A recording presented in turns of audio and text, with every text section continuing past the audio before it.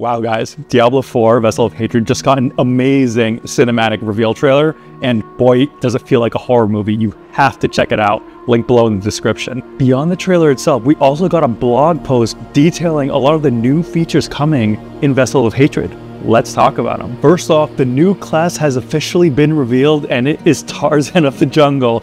The class is called Spiritborn, and it is described as the apex predator of the jungle that synergizes with mystical energies and spirits that awaken within the jungle. Now, judging by the picture provided, it almost reminds me of like a survival hunter from World of Warcraft. I wonder if there's going to be different animal aspects that you can use, and it looks like, just from this picture, that it's primarily a melee class. I wonder if there's going to be a little bit of overlap with the druid, but have the animals be more jungle themed, like turning into a leopard or something of that sort. I'm curious to see how this one turns out. Sound off in the comments of what you expect its abilities to be like. Next, the expansion is also going to get a new endgame PvE activity, and this one requires a group.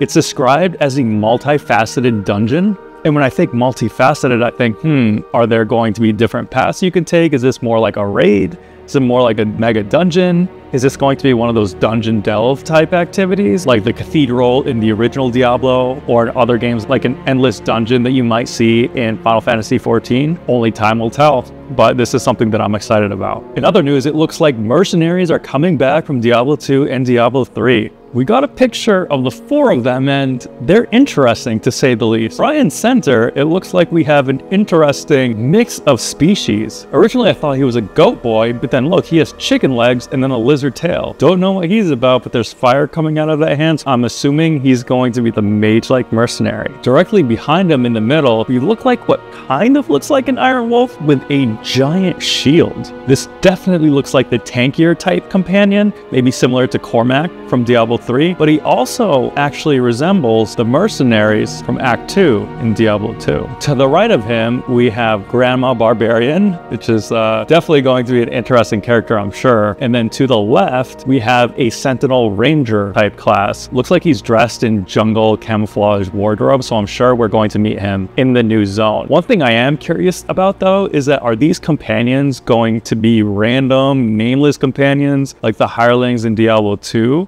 Or is each going to be fully voiced with a name and fleshed out story and background like in Diablo 3? What are your thoughts, and which would you prefer? Sound off in the comments below. And just like in those 2 other games, we will be able to level them up and gear them as well. One thing I am curious about is I know that at least in Diablo 3, when you did party up with other people, your companion would return back to town. Is that going to be the case here as well? Or are they going to be present in group content? Guess we'll have to wait to find out. No, those are the 3 pieces of juicy content that were revealed on Sunday. There was also a confirmation of new strongholds coming in the new region, and they mentioned warring tribes as well. I wonder if that'll contribute to new activities in the overworld. Also, another thing that I'm curious about is the reveal date that the trailer announced was on October 8th. But this current season won't end until August 6th. So what does that mean for a potential season 5? Is it going to start immediately after August? Is it going to be prolonged until the release date of Vessel of Hatred? Is it going to be a shorter repatch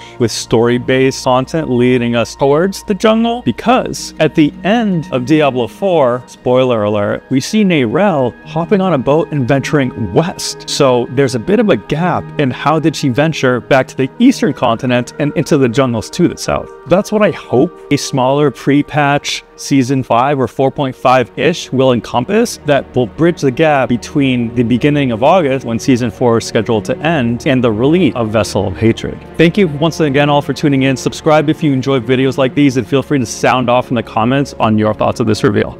Until next time.